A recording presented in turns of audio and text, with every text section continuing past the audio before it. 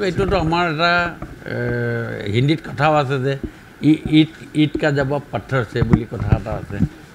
আজি ভাৰতবৰ্ষক ওপৰত পাকিস্তানৰ যি ব্যৱস্থা কৰিছে সন্ত্ৰাসবাদীৰ লগত মিলি তাৰ উত্তৰটো ভাৰতৰ প্ৰধানমন্ত্ৰী নৰেন্দ্ৰ মোদী ডাঙৰীয়াই কৈছেই যে যি ধৰণে দিব লাগে অৰ্থনৈতিকভাৱে হওক অস্ত্ৰৰে হওক যি ব্যৱস্থা কৰিব লাগে কৰিম বুলি কৈছে আৰু তাৰে উত্তৰ আজি দিছে আৰু নিশ্চয় বিশ্বয়ো গম পাইছে যে ভাৰতবৰ্ষৰ আজিৰ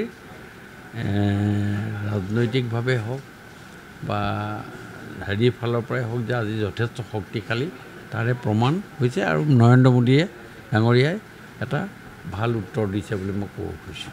মিছনটো হিন্দু নাম এইটো কাৰণেই হয়তো দিছে যে যিকেইজন ব্যক্তিক মাৰিলে সেই ব্যক্তিকেইজনে হিন্দু ব্যক্তিৰ মৃত্যু হৈছে যিহেতু তেওঁলোকে মাৰোঁতে বিচাৰ কৰি হিন্দু ব্যক্তিক মাৰিবৰ কাৰণেই তেওঁলোকে এই ব্যৱস্থাটো হাতত লৈছে।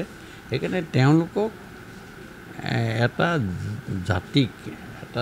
জাতিক লৈ যেতিয়া তেওঁলোকে এই কামটো কৰিছে আৰু সেইকাৰণে হয়তো তেওঁলোকক সুঁৱৰিয়ে এই মানে মিছনটোক সেইটো নামে দিয়া হৈছে।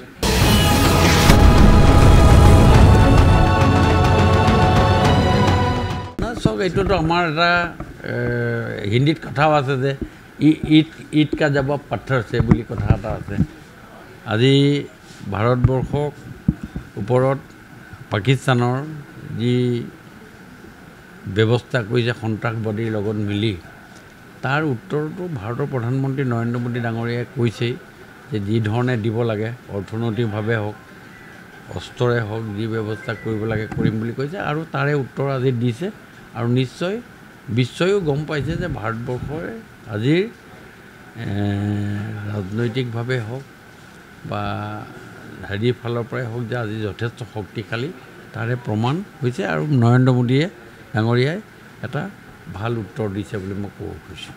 মিছনটো হিন্দু নাম এইটো কাৰণেই হয়তো দিছে যে যিকেইজন ব্যক্তিক মাৰিলে সেই ব্যক্তিকেইজনে হিন্দু ব্যক্তিৰ মৃত্যু হৈছে যিহেতু তেওঁলোকে মাৰোঁতে বিচাৰ কৰি হিন্দু ব্যক্তিক মাৰিবৰ কাৰণেই তেওঁলোকে এই ব্যৱস্থাটো হাতত লৈছে। সেইকাৰণে তেওঁলোকক এটা জাতিক লৈ যেতিয়া তেওঁলোকে এই কামটো কৰিছে আৰু সেইকাৰণে হয়তো তেওঁলোকক সুঁৱৰিয়ে এই মানে মিছনটোক সেইটো নামে দিয়া হৈছে। আপুনি বিচৰা বাতৰি পাব কেৱল নিউজ 18 এপত। নিউজ 18 এপ ডাউনলোড কৰিবলৈ স্ক্যান কৰক এই QR কোড। গুগল প্লে ষ্টৰতো পাব এই নিউজ 18 এপ।